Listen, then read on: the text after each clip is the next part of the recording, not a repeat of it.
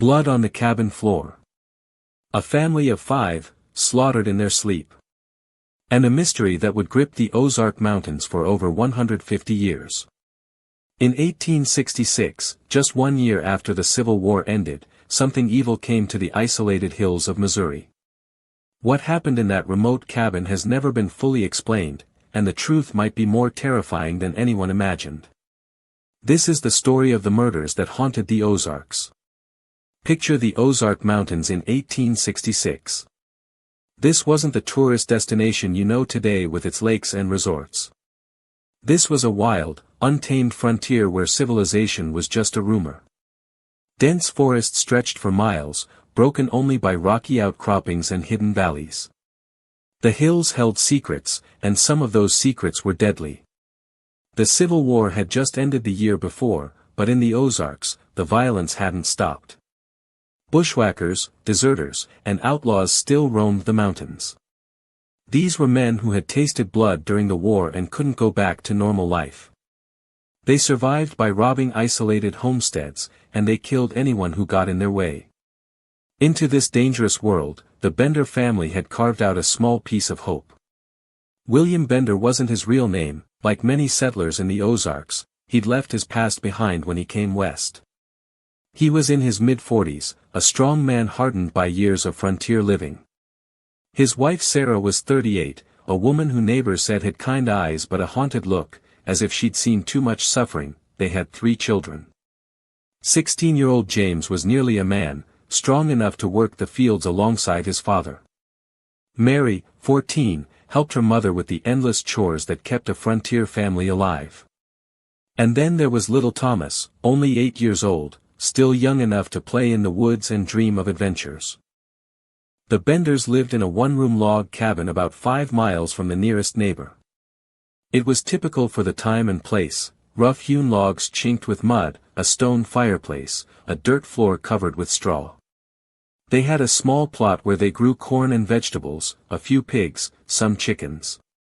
It was a hard life, but it was their life. What they didn't know was that someone was watching them. Someone who saw their isolation not as safety, but as opportunity. April 14, 1866. A Saturday. William Bender rose before dawn, as he always did.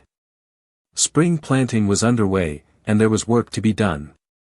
Sarah started the fire and began preparing breakfast, cornmeal mush and salt pork, the same meal they ate most mornings. The children stirred as the smell of cooking filled the small cabin. James stretched his growing frame and pulled on his work boots.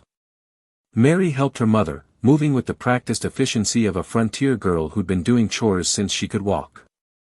Thomas, still sleepy, rubbed his eyes and asked if he could go exploring in the woods after breakfast. It was such an ordinary morning. A family going about their daily routine, with no idea that they had less than 24 hours to live.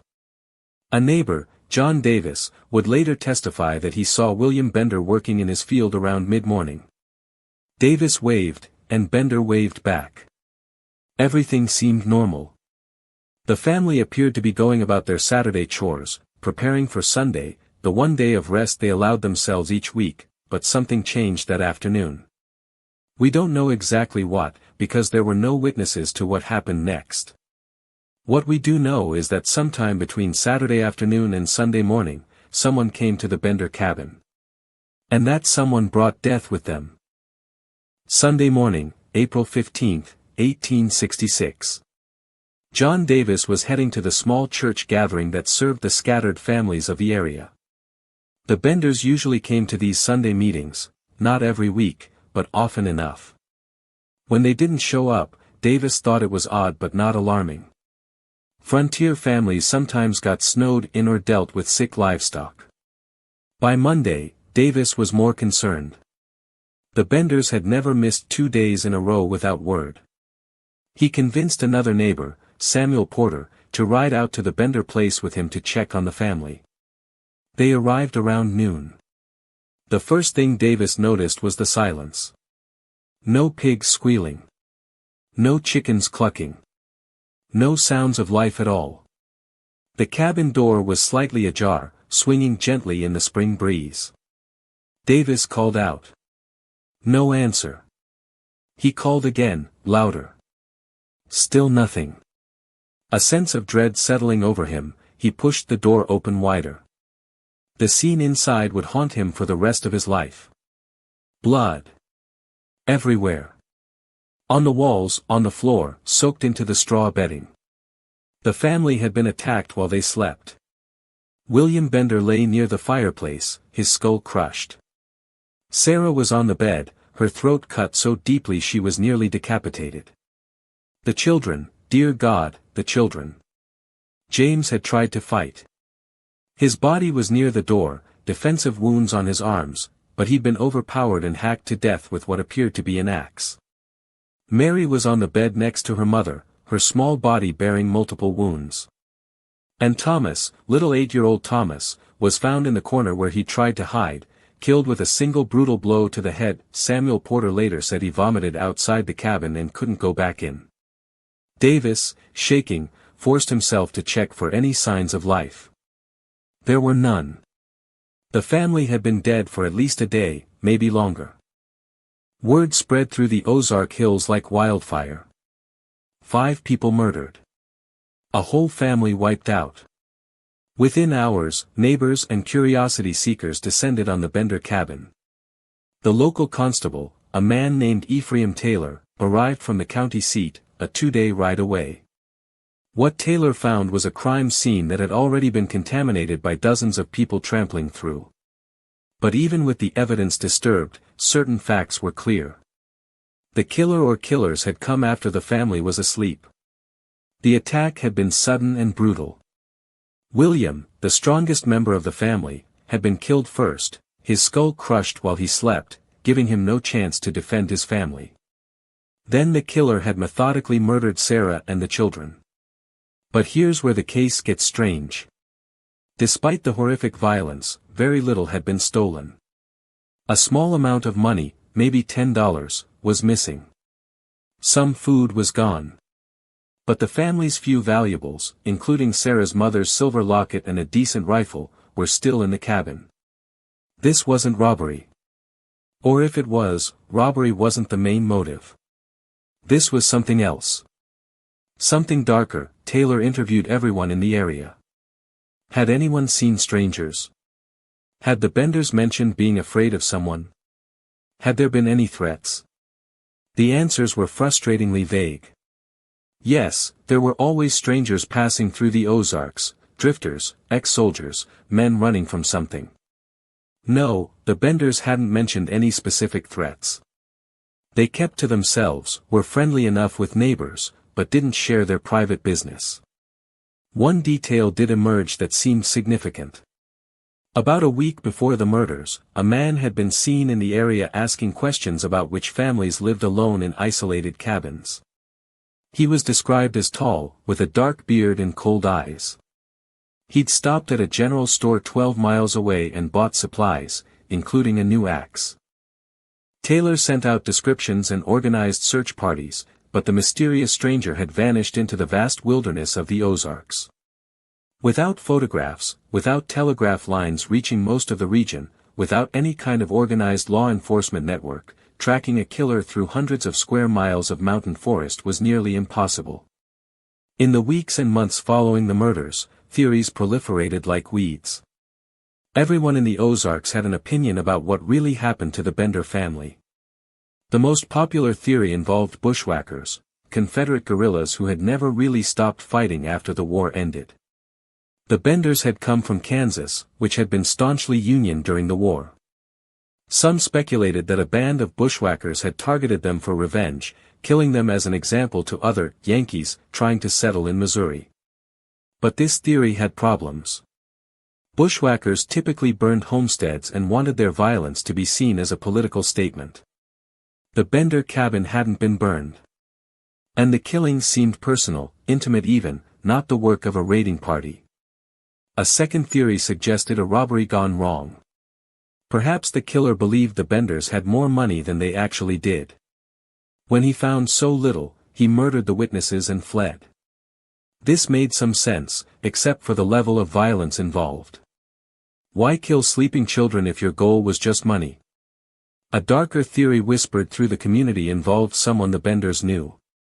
The killer had come to the cabin at night and been let inside, or had hidden nearby and struck when the family was most vulnerable. Some neighbors speculated about travelers the Benders might have taken in, old grudges from back east, or even romantic jealousy involving one of the older children. Constable Taylor privately believed the killer was the mysterious stranger with the cold eyes, but without evidence, it remained speculation.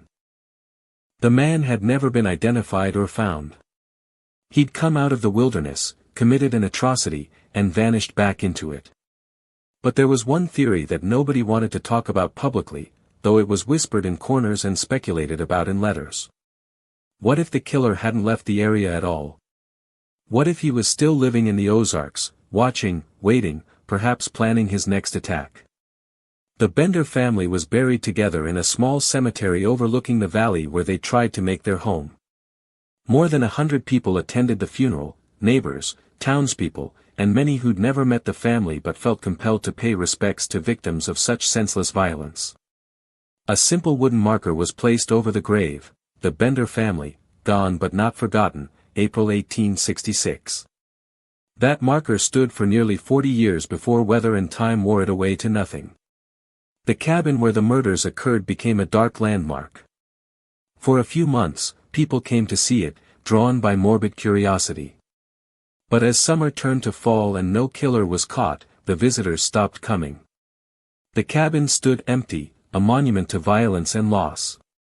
By the following spring, someone had burned it down. Nobody knew who or why. Some said it was neighbors who couldn't stand the reminder. Others claimed the constable ordered it destroyed to prevent it from becoming a shrine to murder. A few whispered that the killer himself had returned to destroy the evidence. The land itself seemed cursed. Nobody wanted to live there, to farm soil that had been watered with innocent blood. The forest slowly reclaimed the Benders' fields. Within a few years, you couldn't tell a family had ever tried to make a life there. But the impact on the community lasted much longer. Families who had once left their doors unlocked began barring them at night. People became suspicious of strangers. The easy hospitality that had characterized frontier life gave way to wariness and fear. And the questions remained. Who killed the Bender family? Why? And was he still out there in the mountains? Constable Ephraim Taylor never stopped working the case. For 3 years, he followed every lead, interviewed every stranger who passed through, investigated every rumor. His dedication was remarkable for the time and place, but it yielded nothing concrete. In 1869, 3 years after the murders, something happened that seemed like it might break the case wide open. A drifter was arrested in Arkansas for attacking a homesteader with an axe. During questioning, he made cryptic statements about other families he'd dealt with up in the Ozarks. Taylor rode to Arkansas to interview him. The man was the right age and general description to match the mysterious stranger from 1866.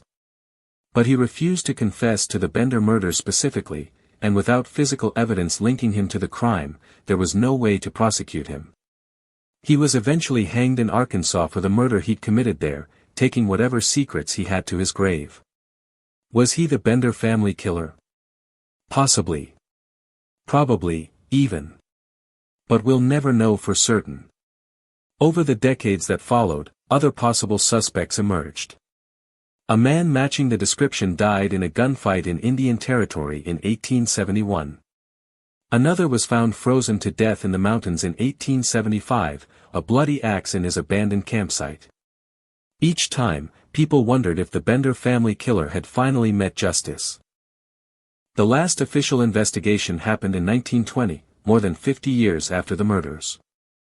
A grandson of William Bender, who'd been raised by relatives in Kansas, hired a private detective to look into the case.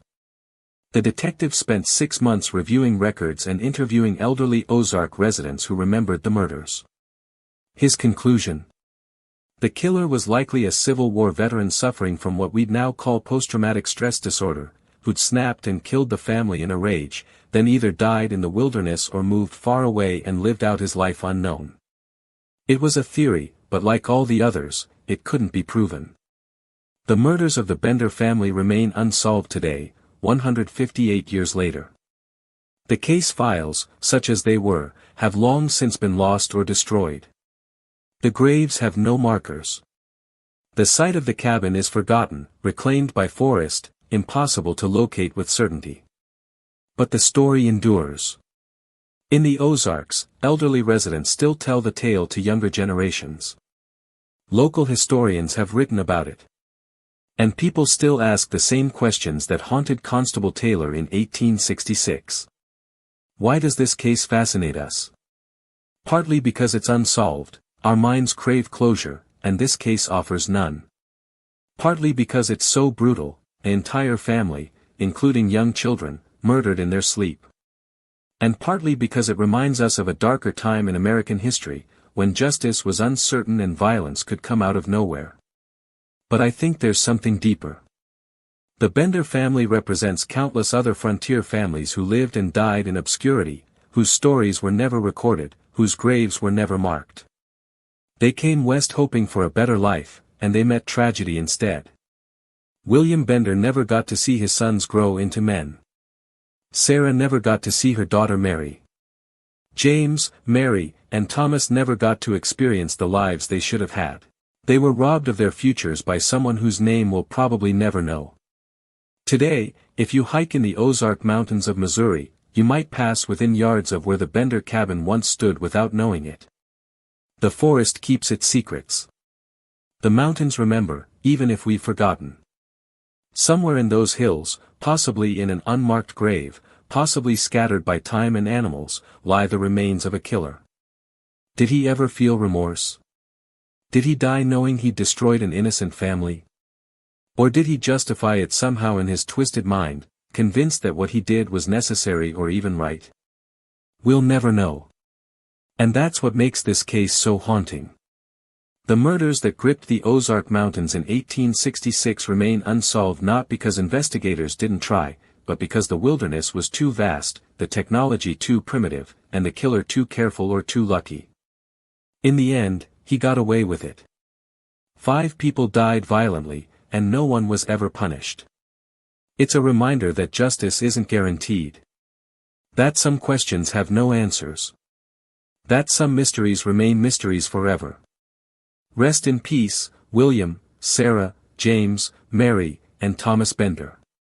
You deserved better than the fate you received. You deserved to live your lives, to see your dreams fulfilled, to grow old together. Instead, you became a cautionary tale, a ghost story, a cold case that will never be closed. The Ozark Mountains remember. And so should we. The Bender family murders remain unsolved. If you have any information about historical cold cases in your area, contact your local historical society. These stories deserve to be remembered. Subscribe for more untold true crime stories from America's past.